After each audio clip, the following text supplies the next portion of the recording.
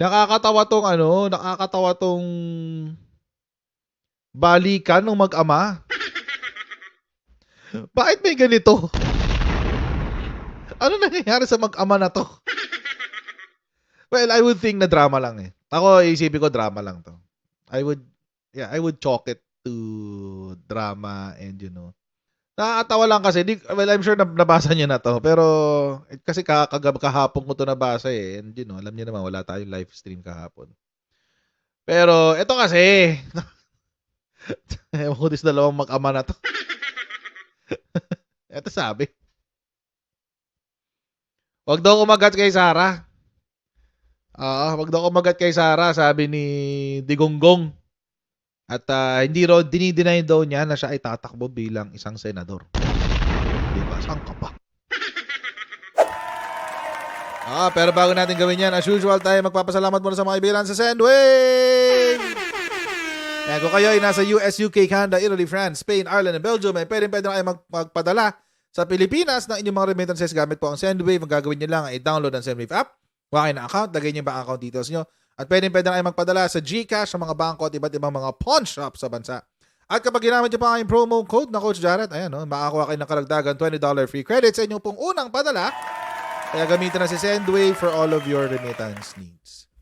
Either ginamit nila si Sarah to disclose the information para ikalat lang ba?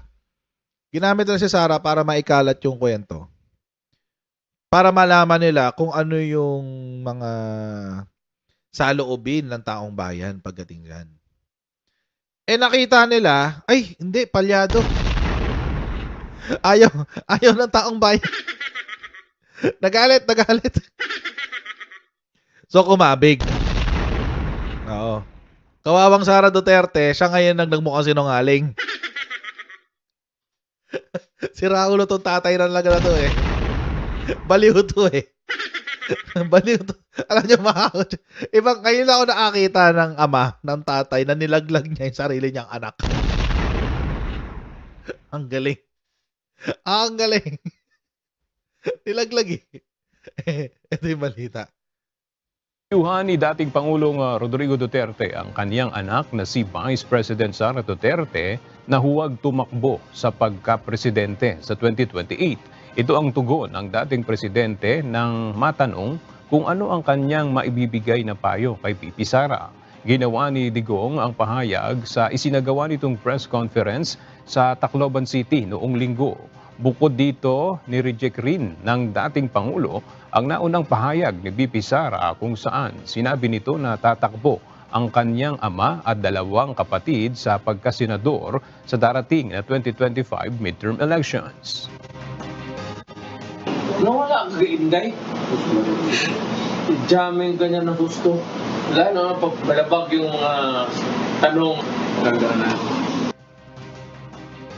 Ayon pa kay Digong, hindi nila napag-uusapan ni VP Sara ang tungkol sa politika at hindi rin umano niya alam ang dahilan ng pagre-resign sa gabinete ng kanyang anak. Kung di ako naniniwala sa inyo, di kayo nag-uusap, imposible naman yun. Imposible yun. Hindi ako naniniwala doon, mga kotsero. Una, hindi ako naniniwala talaga na sinabi niya na tawag dito, na hindi sila nag-uusap. Yun muna. Kasi, alam nyo mga kotsero, if there's any lie that would... Kasi sinabi na nila yan before, eh. Rewind na yan, rewind. Take 2 na yan, take 2. Mali pa nga yung quote ni Panay City, ni Panay... Tawag nito? Panay News. Tarlac daw. Hindi naman sa Tarlac, sa Tacloban, eh. Anyway, maniwala kayo kay Inday, i-jamming kanya ng husto. Saan ka nakakita, tatay, dalawang anak magtakbo sa Senado? Huwag kayong kumagat kay Inday. Kasi alam nyo nga mga kotsero, it's a repeat take to yan ng political strategy nila. Syempre, di ba? Political genius, master strategist, art of war, chess master nga yan si Digonggong, di ba? Nasabi nila. So that's a repeat of the previous strategy. Ginawa na nila yan noong 2022 elections. Although ako, mga kotsero, I'm convinced na isa sa mga Duterte tatakbong senador. Hindi lang natin alam kung sino. Ang hula ako dyan, hindi na si Digong. Hindi si Digong ang tatakbo. Probably si Pulong.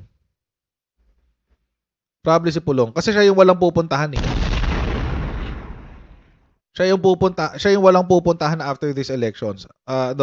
During these elections. Kasi, if I'm not mistaken, last term na ni Pulong. Last term na niya ngayon eh. Ngayon, si Baste, hindi ko alam kung magtutuloy siya. Feeling ko magme-mayor si Baste. Magme-mayor siya ulit for the second time. Kasi first termer siya ngayon eh.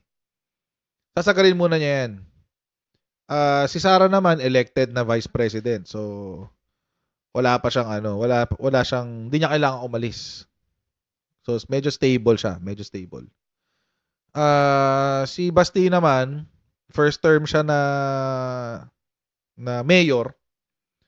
So I doubt na papaalisin siya ng Davao kasi strategy yan eh. Kailangan merong Duterte sa Davao. Hindi kailangan bitawan, hindi pwedeng mawala ng Duterte sa Davao.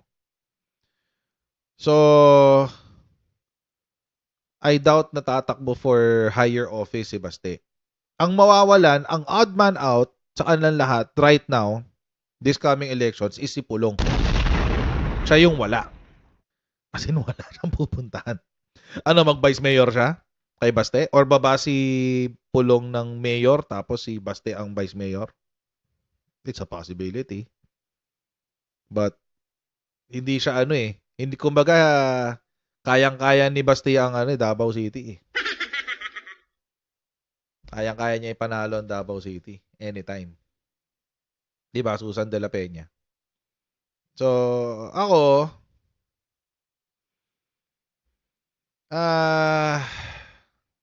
I'm thinking, tsaka kailangan nila ng kaalyado sa sa Senado. Kailangan nila kaalyado sa Senado. Si Bongo, tsaka si Bongo, si Tolentino, at tsaka si Bato de la Rosa. Hard sell yan.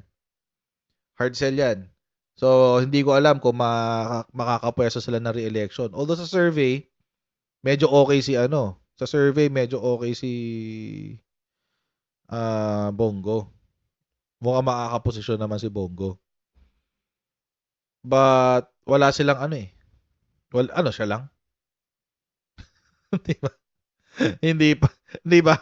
Siya lang? Isa lang? Si Bongo lang? So, kailangan nila ng kaalyado sa Senado. Lalo ngayon na the heat is on them. Well, si Robin, walang yan eh. He's just one. He's just one of, he's just one of the four. Don't forget, that's Robin Padilla, Go, De La Rosa, Tolentino. Yung tatlo doon, re-electionist. So, ang pwede lang, tapos ang may chance lang manalo based on survey is si Go. Isa lang. Dalawa lang sila doon. So, they need more allies sa Senado. Hindi ko lang alam kung paano nila may papanalo si Pulong kasi kung hard sell si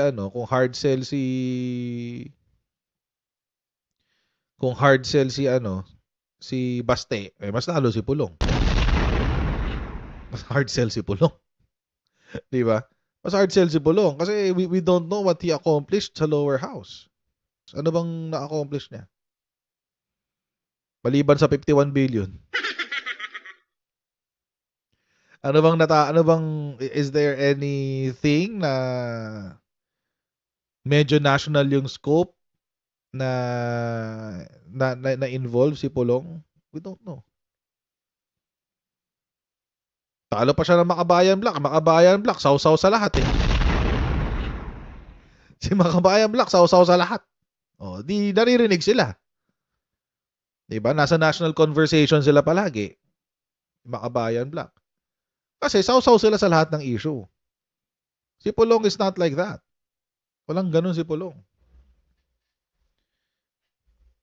Anong national issue ang sinawsawan niya? Wala. I mean, I know it's a very, very bad example, pero it is what it is eh. Hindi ka mananalo basta-basta sa senador nang hindi ka nagpapakilala.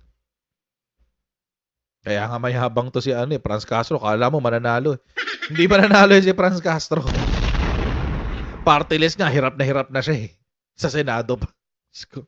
Hindi siya mananalo sa Senado, no? Si pangalan nito, si Franz Castro. Pero si Pulong, mas lalo wala. Si Pulong mas lalong walang exposure. So hindi natin alam kung anong ending niya. Baka manalo siyang senador sa Davao. Sa Davao lang. Pero sa ibang lugar, we don't know. So kailangan kasi nila ng kaalyado sa Senado. Ako, I'm willing to bet baka si Digong nga ang tumakbo eh. Baka lang. Kasi hindi niya kailangan mga kampanya. Mag-press con lang siya somewhere. Diba? Tatakbo ako senador. May following siya. May automatic 20% siya. Matic yun. 20% ng mga DDS, mga Duterte supporters. Ayun, sure yun. Tapos, pwede niyang tawag dito, i-leverage yung kanyang experience as a president. So, baka ngayon ang pagiging niya eh, kung sakaling tatakbo sakaling tatakbo tong matandang to. Baka yun pa yung maging niya, tawag dito, plataforma niya. Oo. Alam ko kung paano maging presidente at alam ko rin na mali ang ginagawa ni Bongbong Marcos. Pwede yun. Hindi natin alam. Pero pwede niya i-leverage yun, yung kanyang experience as a president. But, let's see. Ako di ako naniniwalang walang tatakbo kahit isang Duterte sa Senado. Meron yan kahit isa. Nagpa-soft launch lang sila. Ginamit nila si Inday para magpa-soft launch. Tapos, ang hard launch niyan sa sa November. Pagkatapos ng filing ng COC. Kasi mga kotsero, nagsalita ulit si Sara. So, meron daw na yung kanilang slate, yung senatorial slate, kasama yung mga kapatid, si Digonggong tsaka yung mga kapatid, at meron pang ibang mga miyembro ng PDP ang may planong sumali sa senatorial slate nila Digonggong. Maaari daw na meron pang ibang miyembro ng PDP na posibleng sumali sa planong senatorial slate ng kanyang ama at ng dalawa pa niyang kapatid. Di ba? Taray. Sure na tayo dyan, yung tatlo nandyan yun. Si Bato, si Bongo, tsaka si Tolentino. Well, si Tolentino we don't know yet. Kasi may mga chismis na aalis daw ng PDP but we don't know yet. So, sure tayo sa 5. Na nandyan si Baste, nandyan si Pulong. Well, at least yung base sa announcement I'm not basing this on theory. Base dun sa announcement. Ang sabi, pwedeng yung tatlo plus Bato and Bongo. Yun yung pwedeng maging dyan, ending. So may 5 ka na. 7 pala, kulang ka pa ng 7. 12 pala kailangan. So yun. Kulang ka pang 7. Sino-sino kaya yun? Well, si Philip Salvador, so may 6 ka na. Nag-announce si Philip Salvador eh. So may 6 ka na. 6 na lang.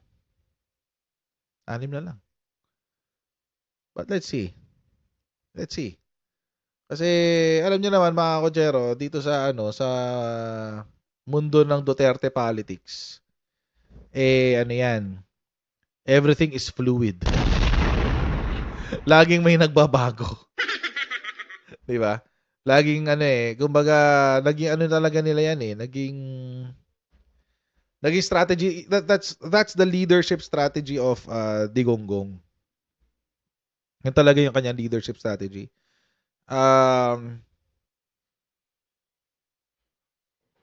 hinahayaan talaga nila na nililito nila yung kalaban na minsan to the point na pati sila mismo nalilito na. Di ba?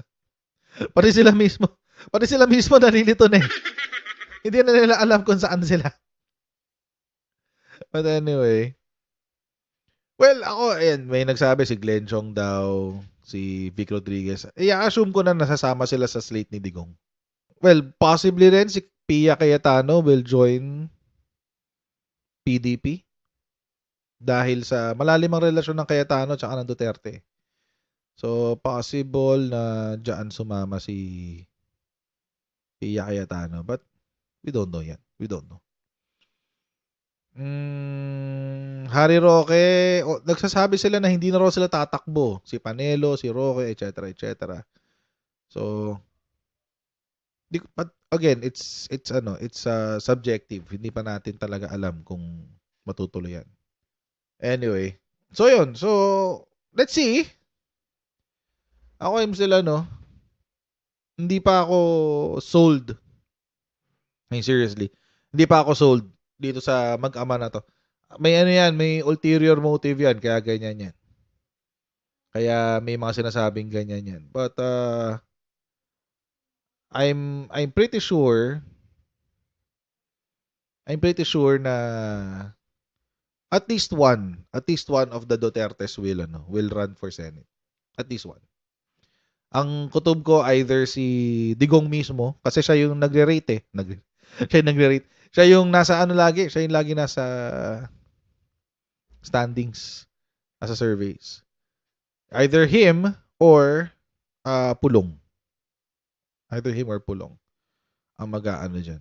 Ang tatakbo dyan. But we don't know. Abangan natin sa November. Abangan natin sa November. Attorney Tricks! Hindi ko alam. Sorry, hindi pala tawag niyo doon. No comment na lang ako. No comment!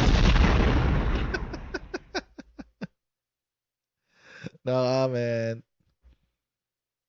Ito yung sinasabi ni Claire dati, yung tawag niya kay Attorney Trixie before. Okay. I remember. Oo.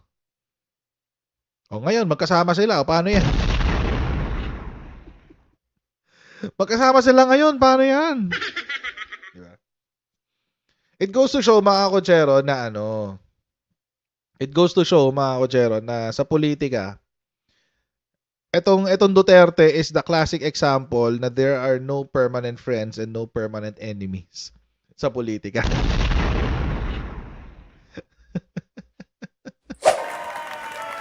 So mga kotsero, hanggang dito lang po muna tayo for today's video. Huwag niyo po kalimutan mag-like, mag-share at mag-subscribe sa ating Coach Jared YouTube channel. Pa-follow tayo sa ating Facebook page, Jared Pulido ang pangalan.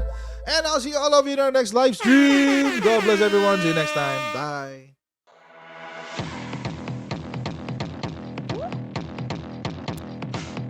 Pag ganun, huwag natin gawing tanga mga Pilipino. Mas maganda kasi nasa lugar ka ng tama kaysa yung pinipilit mo yung pagkakamali.